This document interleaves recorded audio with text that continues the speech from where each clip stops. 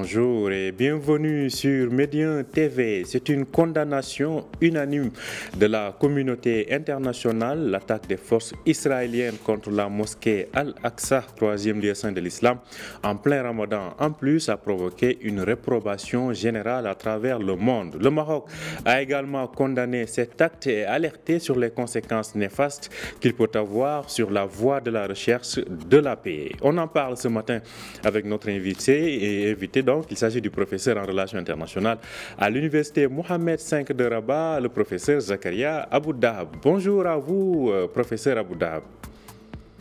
Bonjour, cher Omar. Alors, tout d'abord, professeur, comme je le disais, la communauté internationale, le Maroc condamne ce qui vient de se passer, mais revenons quand même sur le contexte. Comment expliquer que Israël, qui sort ou bien qui est actuellement traversé par une vague de contestation sur la réforme judiciaire et subitement les forces israéliennes qui essaient de déplacer le curseur pour s'attaquer à la mosquée Al-Aqsa. Alors, on a l'impression que c'est encore une politique intérieure qui justifie ces provocations israéliennes. Tout à fait, vous avez raison, puisqu'on ne peut détacher ce qui s'est passé, ce qui se passe dans les territoires palestiniens occupés, d'abord du contexte politique israélien. Et là, on rappelle d'abord qu'il s'agit d'un gouvernement qui a été constitué un peu dans la difficulté, qui s'est accouché difficilement pour se constituer fin décembre 2022, et donc dirigé par M. Netanyahou. On parle du gouvernement 6, puisque M. Netanyahou, la première fois où il a occupé un poste de ce genre, c'était en 1995, et on s'en souvient, c'était consécutivement à l'assassinat en fait de Yitzhak Rabin. Ça, d'une part. D'autre part, au sein même de ce gouvernement, vous savez, il y a des branches qui sont très dures, radicales, les ultranationalistes, mais également des ultra-religieux, pour ne pas dire autre chose. Et je pense en janvier 2023, les couleurs ont été annoncées, puisque Itamar Ben-Gvir, qui est l'actuel ministre précisément en charge du département de la sécurité, avait tenté de visiter l'esplanade des mosquées Al-Aqsa, et donc on a compris que quelque part nous sommes dans une sorte d'offensive et que ce qui se passe est délibéré. En fait, il y a une sorte de politique volontaire destinée peut-être à faire pousser un peu les lignes, à faire bousculer un peu les choses. Et c'est là où on pourrait établir le lien avec le contexte régional, le contexte international, rappelant que récemment, la reprise des relations diplomatiques entre l'Arabie saoudite et l'Iran avait été ressenti par Israël comme étant sonnant le glas des accords d'Abraham, parce que l'Arabie saoudite, normalement, devait rejoindre cette coalition, cet ensemble, etc., etc. Donc, on peut parler de beaucoup d'aspects, mais de toutes les manières, cette politique qui est suivie, ce n'est pas la première fois que de tels incidents se sont produits. On peut remonter à loin. 69, vous savez, l'esplanade également, et la mosquée a été incendiée.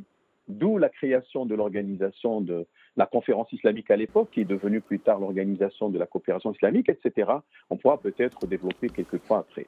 Effectivement, et en tout cas, cela alerte encore une fois sur la difficulté de solutionner ce différend. Ce que le Maroc a rappelé à travers donc la condamnation de ce qui vient de se passer en ce mois de Ramadan, le Maroc qui alerte effectivement sur le fait que ces actions ne seront que compliquées encore et rendre plus difficile l'accès à la paix. En ce sens, quelle voix le Maroc peut-il faire entendre à la partie israélienne, sachant aujourd'hui ces relations qui ont été renouées et qu'on sent en tout cas l'influence du Maroc, comment le Maroc est écouté dans ces relations-là? Alors, M. Omar, on va utiliser le terme voix dans les deux sens, avec X et avec E. D'abord avec X, c'est la voix de la raison, c'est la voix de la diplomatie, c'est la voix d'une raison éclairée, parce que au final, ce qui a été recherché depuis longtemps, pas seulement par le Maroc, mais également tous les États qui ont comme ambition précisément de sortir de ce bourbier, je m'excuse pour le terme, les États-Unis ont également joué un rôle dans ce sens-là, de là les accords d'Oslo qui ont été actés à partir de 1993. Il y avait les accords d'Oslo 1 et 2. Et plus tard, malheureusement, ces accords ont été plus ou moins enterrés à partir de 2000, lorsque l'ancien chef du gouvernement, premier ministre israélien, Ariel Sharon, avait visité l'esplanade des mosquées en provoquant le déclenchement de la seconde intifada. Donc la voie de l'ONU, la voie de la diplomatie, de la négociation, etc. Alors la voie, cette fois-ci, comme méthode, il s'agit à mon sens, et on n'a pas d'autre solution que d'abord revenir à l'initiative arabe qui a été en fait élaborée, proposée par l'Arabie Saoudite en 2002 et qui a été validée par la Ligue arabe en 2007. Et l'idée, c'est toujours, premièrement, que Israël se retire sans condition des territoires occupés depuis juin 1967, donc la bande de Gaza, la Cisjordanie, la partie est de Jérusalem, Al-Quds Sharif pour les musulmans, mais également le mont du Golan. Et pour la question du Sinaï, on le sait, les accords de Camp David l'avaient réglé en 1979 sous supervision américaine, Jimmy Carter à l'époque. Et maintenant, il s'agit d'aborder le second point, c'est la question du retour des réfugiés palestiniens. Une solution de ce genre est de nature à désamorcer, ce qui ne sera pas évidemment facile, ni pour les Palestiniens, ni pour les Israéliens, car comme on l'a dit, M. Oumar, d'entrée de jeu, c'est qu'à l'intérieur du gouvernement israélien, à l'intérieur d'Israël, il y a des branches, il y a ce qu'on appelle les sionistes religieux, qui pensent en fait qu'Israël a droit de revenir au royaume de Juda et de revenir au grand Israël. Et c'est une idée qui est extrêmement ancrée dans leur esprit, ce qui fait que nous avons des tendances qui sont dures, d'ailleurs, de part et d'autre, hein, il faut être juste quand même. Mais l'essentiel, c'est d'engager un processus, peut-être sous forme d'une conférence internationale sur le Moyen-Orient. L'ONU, que fait-elle aussi pour pousser vers ce genre d'approche, comme vous avez dit, les États-Unis? Malheureusement, on ne peut pas parler aujourd'hui de la Russie à côté des États-Unis compte tenu de la guerre en Ukraine, mais aussi la Chine, en fait, les 5 P, les 5 membres permanents et d'autres, la Ligue arabe, d'autres institutions, etc. Donc, il ne faut pas perdre espoir, il faut travailler sur le long terme. En tout cas, le secrétaire général des Nations Unies, Antonio Guterres, s'est dit consterné donc par ces attaques israéliennes sur le troisième lieu saint de l'islam. Vous avez évoqué tout à l'heure, et on l'a vu à l'image, les ambassadeurs arabes aux Nations Unies, ces provocations et ces agressions continues du gouvernement israélien sur la mosquée Al-Aqsa. Alors, in fine, en quoi cela peut aujourd'hui, cela peut ébranler ou en tout cas impacter les fameux accords d'Abraham dont vous évoquiez tout à l'heure, professeur? Tout à fait, c'est là le problème, parce que je reviens au communiqué du ministère marocain des Affaires étrangères, c'est une condamnation ferme dans les termes.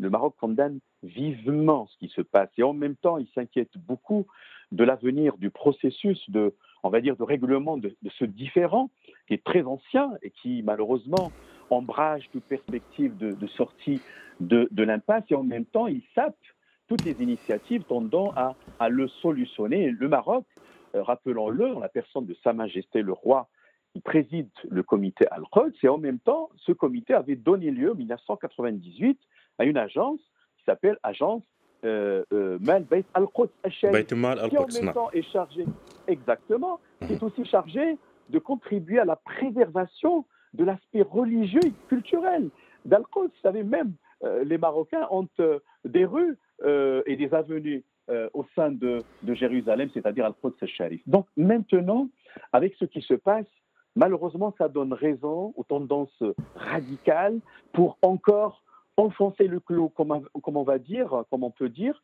et en même temps donner raison à tout ce qui est clash des civilisations, c'est-à-dire finalement les guerres meurtrières, comme disait Amin Maalouf, les identités meurtrières.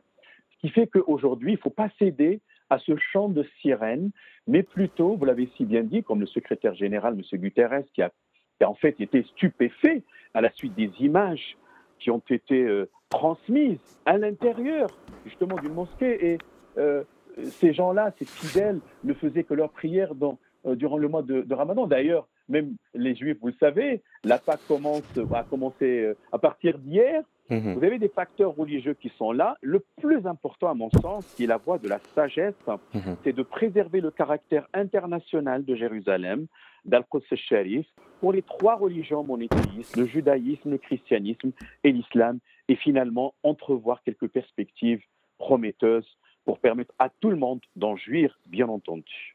En tout cas, les réactions de la communauté internationale se multiplient. D'ailleurs, même la Maison-Blanche a exprimé, s'est dite extrêmement préoccupée par ces provocations israéliennes, appelant au passage toutes les parties à la retenue. Alors, ça a conduit à de nouvelles tensions avec Gaza, des tirs de roquettes et des frappes israéliennes. Ce matin, c'est le Hezbollah qui exprime son soutien au mouvement palestinien. Alors, sur le terrain, est-ce qu'on risque de se diriger vers une nouvelle montée des tensions, vers de nouveaux affrontements entre la partie israélienne et les mouvements de la résistance palestinienne?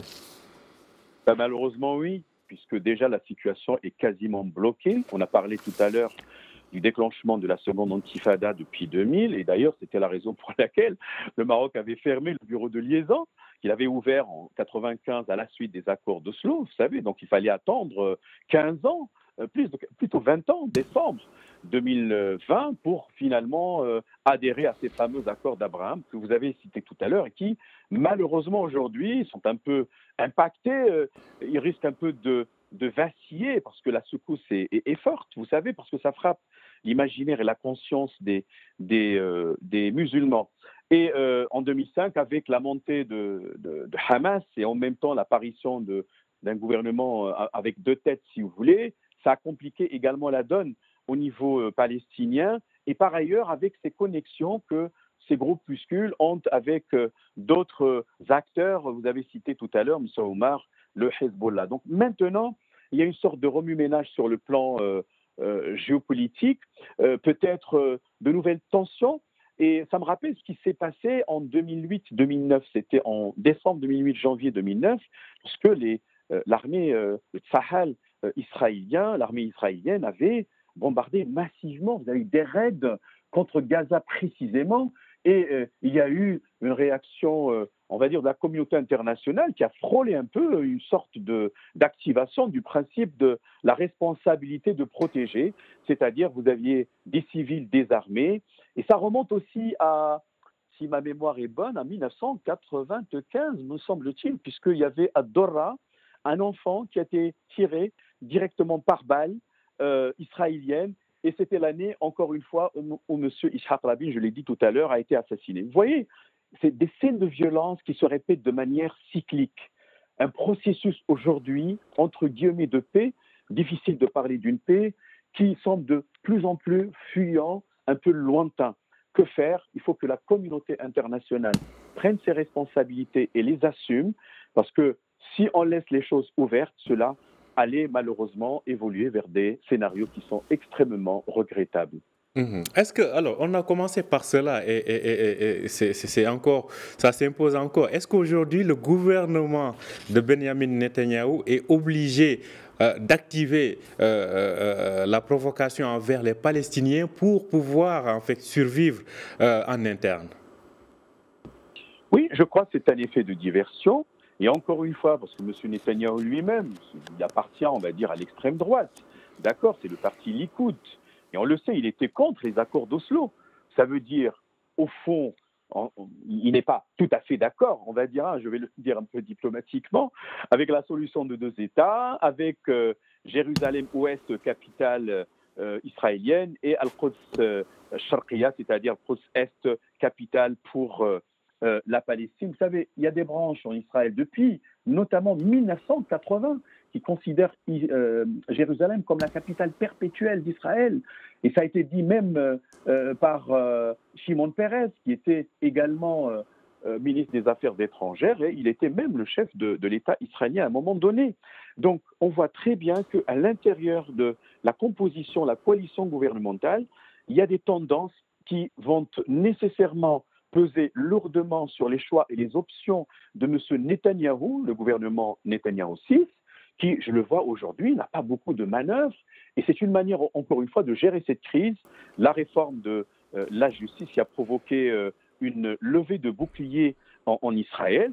Mais je vois aussi les messages qui sont adressés sur le plan géopolitique, à mon avis, que ce soit aux États-Unis, que ce soit en Arabie Saoudite, que ce soit à l'Iran, Hezbollah, et ainsi de suite, comme quoi Israël ne va pas lâcher du lest et continuerait à aller dans le sens de la radicalisation. Peut-être c'est une option pour être dans une position un peu, comment dirais-je, non pas aisée, mais avantageuse en matière de négociation potentielle. Merci à vous, professeur Zakaria Abou Dahab. Je rappelle que vous êtes professeur de relations internationales à l'université Mohamed V de Rabat. Merci à vous de nous avoir donc éclairé sur ces événements qui se déroulent donc au Proche-Orient, plus précisément dans la ville d'Al-Quds, avec donc des incursions à 2 reprises des forces israéliennes dans ce 3e lieu, donc le 3e lieu saint de l'islam. Un événement donc, ou bien des actions que nous continuerons à suivre. Merci à vous, professeur, et très bonne journée. Avec plaisir, M. Omar. Merci à vous aussi de nous avoir suivis. Je rappelle que vous pouvez retrouver cet entretien sur notre site www.medianews.com. Bonne journée et bonne suite de programme sur Média TV.